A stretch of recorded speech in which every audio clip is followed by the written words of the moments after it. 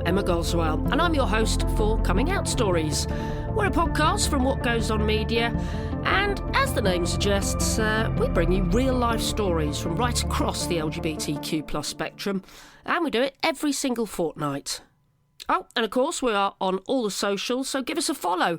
We're at Come Out Stories on X, previously Twitter, and Coming Out Stories Pod on Instagram. Now, as I said last episode, it is more important than ever to be sharing trans stories. So, we've another trans trailblazer this episode. You're about to meet Moe Ari Brown, who uses they, them or he, him pronouns and identifies as non-binary transgender. Moe spoke to me from Atlanta, Georgia, but they're originally from Chicago. They're a relationship therapist, and they're currently working with the dating app Hinge as their love and connection expert. What a great job title. I love it. Right, it's time to meet Moe. I grew up on the south side of Chicago. For anybody who's not familiar with the south side of Chicago, in the U.S., a lot of the descendants of African slaves, so people who were once enslaved, a lot of us lived in the southern part of the country. At a point in the turn of the 1900s, I would say, around the beginning of that century, a lot of Black people whose ancestors were prior slaves, but they are now free, migrated to the North to get jobs in the industry, steel workers, meat factories, you name it. There were jobs like that in Chicago. So I'm the descendant of people who traveled to the North during what we call the Great Migration to build some roots in Chicago. So I can't say that my family had been in Chicago for a long time because I'm originally from the area that I live in now, which is Atlanta, Georgia. But my life growing up in Chicago was definitely, I'd say, the working class family. I'm the youngest of 6 children. I was born with an identical twin sister. My mother is a reverend of the Christian faith, and our beginnings were centered primarily in that, I would say, spirituality, trying to ascend our circumstances. So my parents believed a lot in education. They wanted us to get quality education so that we could do more than they'd done, essentially. And I'd say that informed a lot of my early experiences in Chicago, really just wanting to do things that would make them proud. I knew that they'd struggled a lot to try to provide for all of those kids. And I just really wanted to do anything that would help me to make them proud. So you're saying you wanted to do stuff to make them proud. I'm guessing, was it quite a religious upbringing? Did that, making them proud, did that mean sort of towing the line and going to church and, believing all these things as well? It meant all of that. Absolutely. I didn't grow up knowing anything pretty much outside of that. So it was just that Christianity was what it was. It was all that I pretty much knew growing up. And I think that that's pretty common for Black people in the U.S. The church played a really important role in the liberation of slaves. And so the Black church has a very prominent role in our history. And so that was the same for me. But it also meant that I grew up in a space where queer people were extremely invisible. Fortunately for me, my experience in the church was not that queer people were being talked about in a negative way. It was just that we weren't really visible. We weren't being talked about.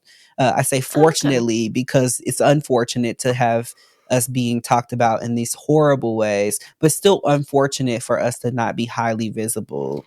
Did you get a sense, though, that homosexuality was a sin? Were you getting those messages?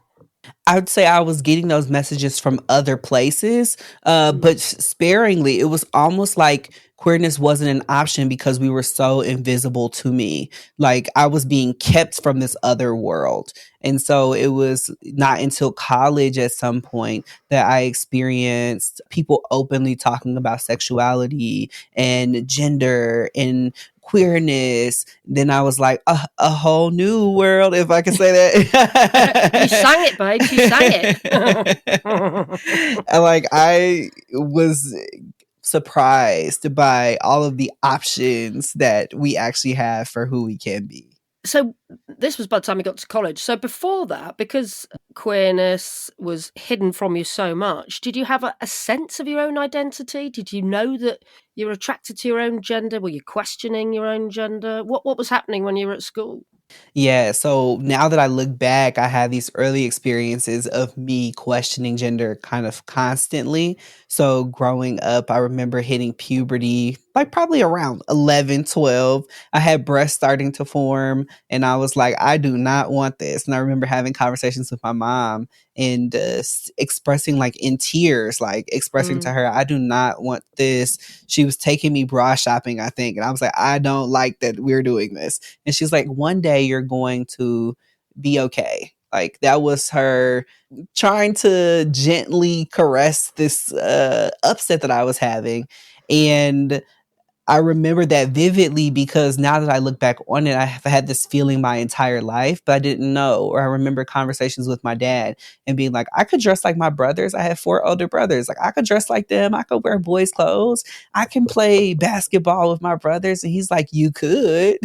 But so much of my identity was wrapped up in being an identical twin. So people expected us to be the same. They expected us to do dance together and all of the things that they expected of girls in that environment.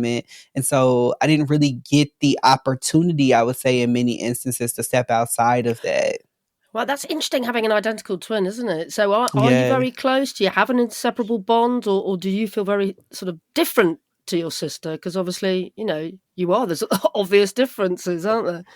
Yeah. So I would say that we have a really close relationship, and it's been work over the years to evolve together, to go through the separation of like, oh, wait, we are different people with very different identities and still find space in our relationship to love those nuances and differences has been Mm. like intentional work between the two of us. But I also think it speaks to the bond that we already had as a foundation. So, was she one of the first people you discussed your identity with? Then I'm guessing you're probably closer to her than most people. Yeah, I would say my sister and my best friend from childhood, who I've been friends with since we were 7. I came out to both of them as bisexual first, Okay. and then transgender was years later. But they were certainly the first people I told. And how did those conversations go when you first came out as bisexual? They were great. Fortunately for me, I came out to my best friend. I remember her saying vividly, like, one, she just was like, I can't unsee it. Like, okay, that's who you are. And then two, she just was like grateful that I shared with her. And I remember feeling so affirmed by her response and her celebration of me and her gratitude that I shared with her. It really reframed how I expected those experiences to go in the aftermath of that. I was like, this is acceptance. This is allyship. And you obviously, as you were growing up, attracted to men and women and Yeah. non-binary people. And did you Yeah. have relationships? Were you having relationships at school or as a teenager? Yeah, growing up in a, I would say, somewhat conservative household, I was not even going to go near dating until I was like about 16, 18. My parents had already been clear, like, we want you to focus on your education. So when it came time to like start dating, I had many people asking me to be dating them or explore dating for years prior to when I had my first boyfriend in high school. But I was like very clear, like, I want to make my parents proud. I do not want to rock the boat. And so Yeah. the person I ended up being in a relationship with in high school actually identifies as a gay man now. So we could Oh laugh wow! about this. What a pairing! I love it.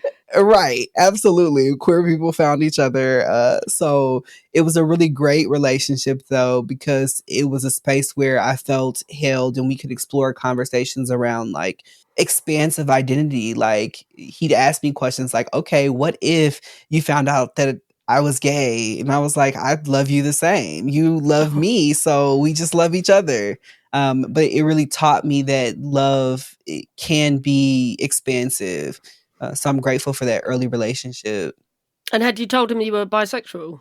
I don't think I really understood Mm. myself as bisexual at this point. I just knew that we were talking openly about the what ifs and the curiosities on his part. Mm. And I was like, I'll love you however you are.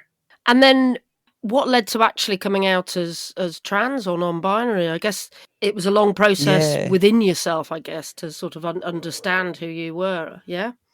Yeah, so after coming out as bisexual in college, actually, I began to immerse myself in everything LGBTQ plus as one does. Like you're like, I'm queer, I'm here, like get to know me. Join all the societies, go to all the clubs. Yeah. Absolutely. That came about after like, having various like romantic intimate relationships with women in college. I began to understand myself as bisexual and join more community groups. And then as I progressed into grad school and became a therapist, I was starting to work more and more with the LGBTQ plus community, and the access I had to the community greatly increased. And so I became aware of transgender people around this time. And from the moment that I became aware of someone that was transgender, I was like, this is me. It was this instantaneous confirmation of my life story, and all of these moments, these nudges of discomfort, dysphoria as I know it now, started to make sense. And I began to pursue that further in my understanding of that through support groups, therapy, community. Gosh, that's interesting. So you hadn't really put two and two together when you were a child then? You were sort of having these experiences of, getting upset, going bra shopping, but you hadn't really Yeah. sussed in your head what was going on. No, because I didn't have access to the language. I just Yeah. had these experiences, but they were very separate from meaning almost. It's like you can't make meaning of something when you have no visible representation of what that even means in your society. Yeah. And forgive me for asking your age. I don't have to say your exact age, but what sort of decade were you sort of growing up, and did you So go I to was born in college? the early 90s. So I am in my early 30s as we're having this conversation. Okay. Yeah. Because I've spoken to trans people that, were coming out in the 1960s. I imagine it's very, Yeah. very, there's a lot of water that has gone under the bridge, and, you would have had access to the internet and a lot more information resources that some of the Yeah. people I've spoken to. But it sounds like, despite all that being out there, you hadn't really accessed it or found your people yet. No, I think for the Black community, transgender people are, I would say, would be even less visible than the broader community. Queerness wasn't being displayed on TV in ways beyond struggle. I had no idea of what it would be like to be transgender and live a fulfilling life, have a successful career. Maybe there were representations of transgender people on TV, but they were often in various forms of sex work, or there were representations of transgender people on TV in prison. They were not the kinds of depictions of transgender people that portrayed us in ways beyond struggle. And so it was hard to access, I would say. I didn't put the two and two together. When I started to encounter transgender people's stories, it was from these stories of triumph, of living in euphoria, of people having top surgery and saying how it changed their lives. And I was like, oh, got it. This is a possibility for me. And I think that changed it for me. I mean, I can think of some role models now, but mainly trans women like Laverne Cox and like the actresses in Pose. But again, it's all trans women, isn't it, really? That you don't Yeah. see many visible Black trans men. Well, I don't. Do you? No, and even that's after I transitioned. So there are not a lot of these examples. So you must have felt quite isolated, I guess. Yeah. I didn't know I was isolated until I figured it out, because again, I was living in this like world where transgender people weren't existing. They were very invisible to me. So once I became aware, then I realized how much I had been siloed or how much I was isolated. And it certainly meant an interesting transition for me as well, because my community that I built over my life primarily consisted of cisgender hetero people. Was that a happy revelation, or was it? Did you have to do quite a lot of work? You mentioned having to go into therapy. Was it a difficult transition to sort of accept yourself? No, it was like as soon as I understood that I was transgender, I was already a licensed marriage and family therapist. I knew where to go, what tools I needed to embark upon this journey. And I was already supporting clients through various stages of being queer, coming out. So I had the support internally and externally to go about this in a different way, which I think is different for many people who are navigating gender transition or navigating a new queer identity, I think those resources are not quite obvious or visible in those ways, which I think is an important part of the work that I'm doing at Hinge, is to cultivate more visibility and access to queerness for queer daters of all kinds. Yeah, well, we'll come on to some dating advice, I think, and who better Yeah. place to give advice than a therapist as well? So fantastic. But let's just talk a bit more about your coming out then, coming out as transgender and non-binary. How did that go? Who was the first person you told? Can you remember? Oh yeah, that's a good question. I'm pretty sure the first person I told is my now wife. She's my girlfriend at the time. Mm, I'm was already deeply in love with her, and this coming out to her was a test almost. I wasn't wow. trying to test her, but I knew that in order for our relationship to survive, she needed to know that I'd figured this out about myself. And so when I told her that I'm identify as transgender, she was like, "Okay." And she just went into trying to understand what that meant for me and learning all the things she needed to learn as an ally. And she sat with me as I came out to my parents. She stood beside Wow. me when I changed my name legally. And Wow. I've been really, really blessed to have her at my side through all aspects of this journey. Wow, she sounds incredible. I have to say that she is incredible. Because it is a risk, I have spoken to trans people who have, been in relationships and, it hasn't worked out and that person couldn't cope with their Yeah. partner essentially in their minds changing gender. They couldn't cope. So you Yeah. must feel very, very grateful to have picked the right one. Well, like I've sat with so many of my own clients who have also had that experience of Mm, having a partner who isn't able to go on that journey with them, and it is mm, extremely painful. I do feel blessed, but I don't know that it was necessarily that I picked the right person. It's mhm, more so that she had the capability to be open to change. And I think anybody has that capacity if mm. they're willing to choose that. So many of us, though, enter relationships expecting them not to change and expecting things to not deviate at all. And I found that in any long term relationship, regardless of whether or not someone's gender transitioning, you have to be open to what life is going to throw at you. None of us will be the same 10 years from now in a relationship. It just doesn't happen. And so her openness to embracing love in all forms as it shows up from the day to day to the year to year, that's what makes her different. But I think everybody has this possibility to choose that. Yeah. And you said she was there when you came out to your parents as being Yeah. trans. Talk us through that scenario then. It was a big sit down and get the family together, was it? Well, it was really just my parents. I was Mm, a few weeks out from having a bilateral mastectomy. I had waited to tell them because I really wanted to make sure that my surgery was going to be confirmed. And I had a whole back and forth with my insurance about coverage. And so I just sat my parents down. I had sent them a letter ahead of time, kind of highlighting what we were going to be talking about.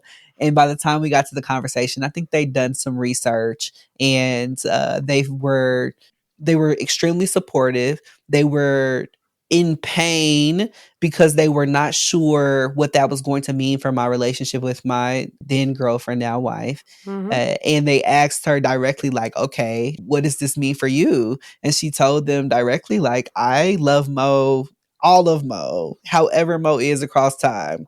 And I think mm. that put them at ease. They were really worried immediately about how I was going to be received and what I was going to go through. And I have gone through many challenges, but I think that that's where their fear or any kind of stress that they had was coming from. Wow. So it came from a loving place, then they were just concerned about the future of your relationship rather than anything that would concern them.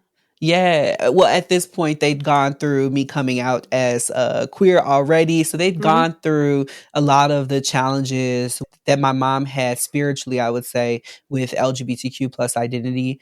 I think at the time I came out as transgender, her main question was, how would you feel that you're going to grow facial hair? Because she was so concerned, I'm going to be going through all these changes. She couldn't really wrap her mind around it. And she still says to this day that when she asked me this question, how do you feel about facial hair? She says that I lit up like a Christmas tree. She says that I was like so excited that Oh, that helped her to know that it was real. yeah. My euphoria, my like excitement about growing facial hair was what confirmed for her, okay, this is happening. This is like a real thing. And they were okay with it then? They were happy for you? They were very happy for me. Now they're baby boomers, so they were born in the late 1950s. So they've had their Wow. own growth around pronouns, language, what it means to be an ally. It's not like that happened overnight, but they've been willing to embrace that change every time that it shows up. And that has led to hard conversations, but necessary ones. And they've been willing to do that work with me. I'm sure there's been occasions where they've got pronouns wrong, but they've been Absolutely. happy to be corrected and Yeah. improved. Wow. And what about your siblings then? How did they take it? My siblings have been really supportive and some of my best allies in this journey. So, yeah, I'm really, really grateful for them. They were with me when I came out to my parents as bisexual. So, I have to say that I've been granted really great family as well. I say that, and I also want to honor that I'm an anomaly in this process because so many queer people don't have those experiences, don't have the opportunity to have these conversations because they're completely cut off or shut out from their families. So I share my story to give people hope and to educate parents and other allies on how they can be supportive and what the impact of that support actually is. But I don't share my story in any way as an ideal or as a model because we know Hmm. that this is not common for people. And it's interesting, isn't it? Because, as queer people, we're constantly coming out, and we've talked about coming out to family and friends. Yeah. And then the other situation is coming out at work. And it sounds like, you really are living your best life because actually the fact that you're bisexual, the fact that you're trans non-binary is helping your work. It's informed, you're very out and proud at work and it's become your Yeah. work in a way, right? Yeah, absolutely. It's a gift that I've been granted in this lifetime, and I'm really honored to be a public speaker, to travel and talk about what it means to be transgender, transgender allyship. So, yeah, it's definitely become my work. Most of my work is around authenticity and what it's like to be queer and living in a world that is not quite the world as it could be, but still, we're doing this work every day to make it a better place. Because it could be very easy for you to just pass, for want of a better word, and just carry on your life Yeah. and not tell anyone that you were trans, and no one would, look at you twice or give you any abuse in the streets, as does happen to a lot of trans people. So why was it important for you to, raise your head above the parapet and go, I want to be out and proud as a trans person, and I want to be known as being trans, and I want to be talking about these issues? Stay where you are. We'll be right back. I have an overall fascination with making sure sex workers' history is retained in some way because everyone else gets to know everyone else's story. And I feel like the people who are most deserving of that preservation of story feel like they have to die in silence in a way. Well, we see the deepest, darkest secrets of men. And their desires and their fantasies and their issues too and their phobias. Yeah, I think working girls do a lot of work they don't even realize, Madam, a podcast about Julie Moya and New York City's most famous brothel. I think that that's a beautiful question. I think there are so many things that come to mind in response to this when I'm thinking about my younger self that had never met a transgender person until I'm like in college, grad school. That's a part of why I want to be visible. Another reason why I want to be visible is because I've been gifted with such love and community, and I know how many people don't have that. And so I know that by being visible, by working to cultivate more celebration of queer identity in all people in the world, I'm helping future generations of people be able to just be themselves, feel that I'm a part of like a collective movement towards celebration and authenticity. I chose to be visible because I just want the world to reflect that. And I feel like you have to be the change that you want to see in the world. I don't think you can do that passively. I love that. And one of the things that you are doing is working with the dating app Hinge. Tell us a bit about what you're doing with them. I am Hinge's love and connection expert. Wow. Yay! I love working with Hinge. A big part of my role is taking a lot of my insights that I've gathered over the years of being a licensed marriage and family therapist, pairing it with Hinge's mission to be the most inclusive dating app for all daters. I offer advice and expertise on and off of the app to the LGBTQ plus community, and I work with Hinge to ensure that Hinge app is a safe and celebratory space for all people to show up as their authentic selves on their profiles. So that's the rundown for what I do at Hinge. And it must be quite a minefield dating as a bisexual person. What are some of the problems and difficulties that you've experienced in the past that maybe some people using the app might encounter? Yeah, so we know that bisexual people in general make up the majority of the LGBTQ plus community, but so many of us experience misconceptions about our identity. Stigmas related to bisexuality are still extremely pervasive, and they really challenge many bisexual people in a number of ways. Many of us don't feel that we can be our authentic selves when dating. We're learning a lot from Hinge daters, so we get to ask them plenty of questions. And one of the things that's coming to mind right now is that a majority of Hinge bisexual daters experience some kind of queer imposter syndrome. I think it stems from these misconceptions, these biases related to identity. So what do you mean by imposter syndrome? Bisexual people don't feel gay enough, or they don't feel straight enough, or they're sort of caught in the middle. Yeah, totally. More than half of bisexual Hinge daters have also told us that they don't feel acceptance from the queer community. So I think it's relevant to that imposter syndrome of like not feeling accepted. Also, then not having our bisexuality affirmed by the community can certainly lead to this imposter syndrome. But I also think we get a lot of messages about bisexuality that are just flat out wrong. Like ideas that bisexual people are confused, or the idea that bisexual people are experimenting versus exploring. And do you have advice for people who are transitioning, or who are trans or non-binary, who are navigating the dating world as well? Because, again, it's, not without its pitfalls and its problems and its difficulties, I guess, isn't it?